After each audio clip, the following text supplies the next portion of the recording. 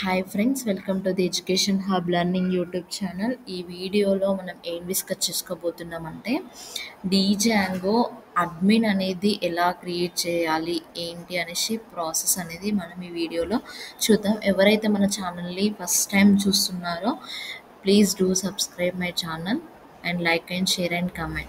So first go to the window and here VS Code. So open this platform and here మీరు first time create చేయాలి అనుకుంటే, ఒకవేళ already use చేసి ఉంటే direct terminal, new terminal and cd whatever your ఏదైతే ఇచ్చారో అది ఇక్కడ టైప్ చేస్తే సరిపోతుంది. సో ఇప్పుడు నేను కొత్తగా క్రియేట్ చేస్తున్నా. సో విఎస్ కోడ్ అనేది ఓపెన్ చేశాక ఫైల్కి వెళ్ళి open folder. So open folder దగ్గర నేను డెస్క్టాప్ పైన నేను ఒక ఫోల్డర్ క్రియేట్ చేస్తున్నా. న్యూ అండ్ ఫోల్డర్ నేమ్ వచ్చేసి Django ABC. So this is my folder name. Okay, ఇది నేను సెలెక్ట్ చేసుకుంటున్నా. సో మనం ఫోల్డర్ సెలెక్ట్ చేశాక ఇక్కడ టర్మినల్ అండ్ న్యూ టర్మినల్ అని సెలెక్ట్ చేసుకోండి. సెలెక్ట్ చేసుకున్న తర్వాత మనం ఇప్పుడు వర్చువల్ ఎన్విరాన్మెంట్ అనేది క్రియేట్ చేయాలి. సో దానికి కమాండ్ వచ్చేసి Python and -m venv and my env1. So python m venv is nothing but it is our virtual environment. So my env1 is my virtual environment and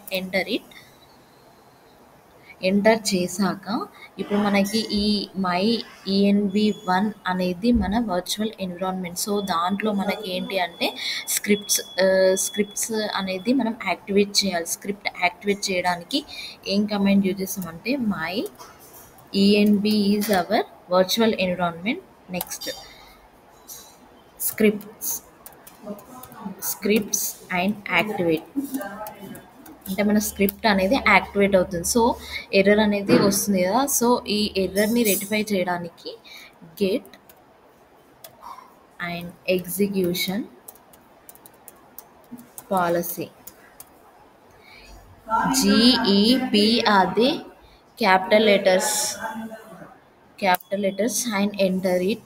And next one వచ్చేసి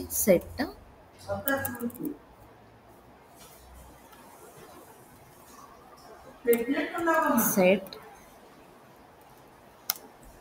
and here resign remote sign and hyphen scope current user. Okay, current user enter it. So ఇప్పుడు మనం ఏం చేయాలి అంటే first command ఏదైతే మనం script activate చేయాలనుకుంటున్నామో so ఆ script అనేది ఇక్కడ యాడ్ చేయాలి.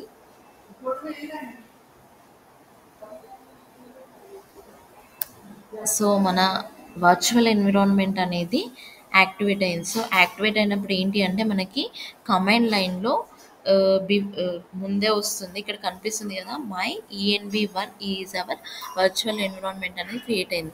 నెక్స్ట్ స్టెప్ వచ్చేసి పిప్ ఇన్స్టాల్ డీజాంగో. ఓకే, మనం యాక్టివేట్ చేశాక డీజాంగో అనేది ఇన్స్టాల్ చేసుకోవాలి. డీజాంగో ఇన్స్టాల్ చేశాక ప్రాజెక్ట్ అనేది క్రియేట్ చేయాలి. అంటే మన డీజాంగోలో ప్రాజెక్ట్ ఉండాలి, యాప్ ఉండాలి. సో ఇప్పుడు మనం ప్రాజెక్ట్ అనేది క్రియేట్ చేయాలి. ప్రాజెక్ట్ క్రియేట్ చేయడానికి మనకి కమాండ్ వచ్చేసి Django -admin. So start project and project name. So here Django and -admin. So start project. Okay, start project and project name is my project. Okay, enter. Next enter చేశాక మనకు project అనేది create ఉంది. So దాన్ని మనము change directory. So change directory cd. Okay, cd project name whatever you are taken. So that project name is here. So my project my project అని ఇక్కడ తీసుకున్నాం కదా. సో మై ప్రాజెక్ట్ అనేది change చేశాక ఇప్పుడు మనం యాప్ అనేది create చేయాలి. సో ప్రాజెక్ట్ క్రియేట్ అయిపోయింది. ఇక్కడ కనిపిస్తుంది కదా మనకి, ఇది my ENV1 is an virtual environment and my project is project name. So ఇప్పుడు ఏం చేయాలంటే ప్రాజెక్ట్ అనే యాప్ అనేది క్రియేట్ చేయాలి. యాప్ క్రియేట్ చేయడానికి కమాండ్ వచ్చేసి django -admin start app and app name is my app. So my app అనేది create అయిపోయింది. సో ఇప్పుడు మనం చేంజ్ డైరెక్టరీ చేయాలి, cd and my app. Okay, enter చేశాక ఇప్పుడు పిప్ ఇన్స్టాల్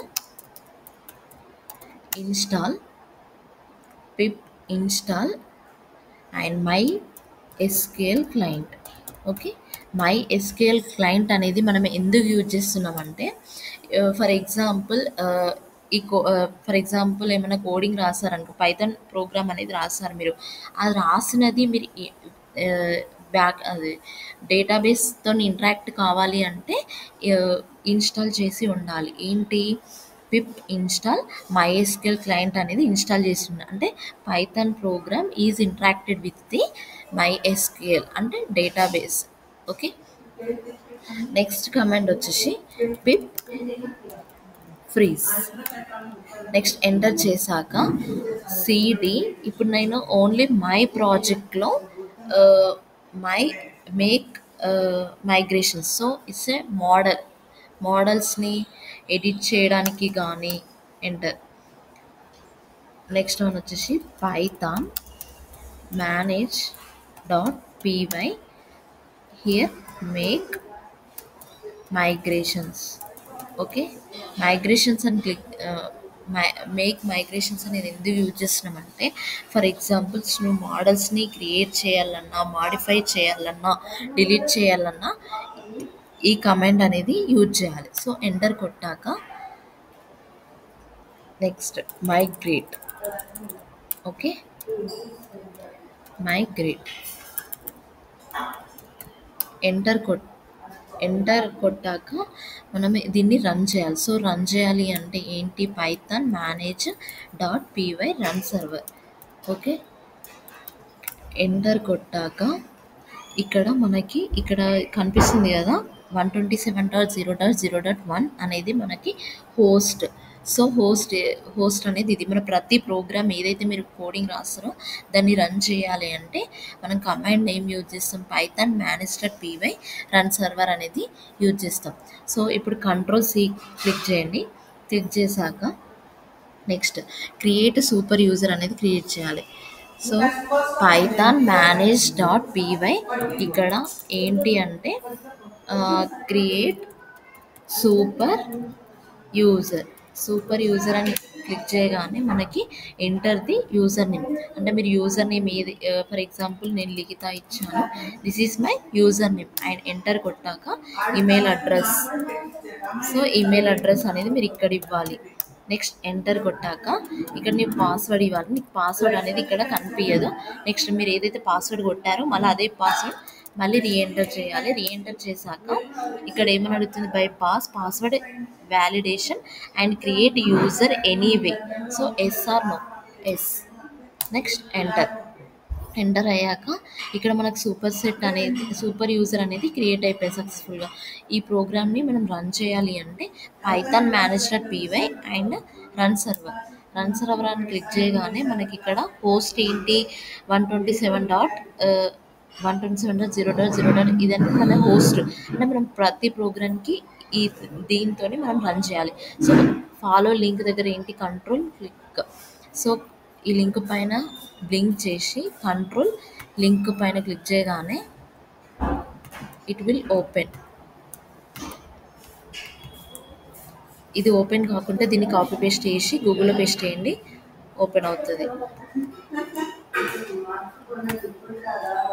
ఓకే, ఇక్కడ ఇది ఓపెన్ అయింది. సో మన django the installation work successful, congratulations అని వచ్చింది కదా. సో ఇక్కడ ఏంటి అంటే మనం అడ్మిన్ పేజ్ రన్ చేయాలి కాబట్టి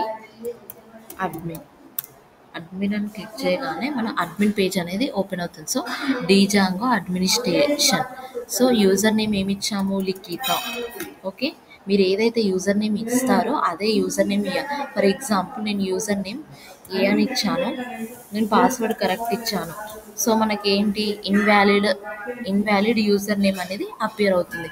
సో ఇప్పుడు మనం లిఖిత పాస్వర్డ్ ఓకే క్లిక్ చేయగానే మనకి ఇలా ఓపెన్ అవుతుంది. Same password save or not మీ ఇష్టం అది ఇంకా. సో ఇది మన లాగిన్ పేజ్కి ఎంటర్ అయిన పేజ్ ఇది. సో దీనికి డేటాబేస్ ఎలా యాడ్ చేయాలి ఏంటి అనేది నెక్స్ట్ వీడియోలో చూపిస్తాం.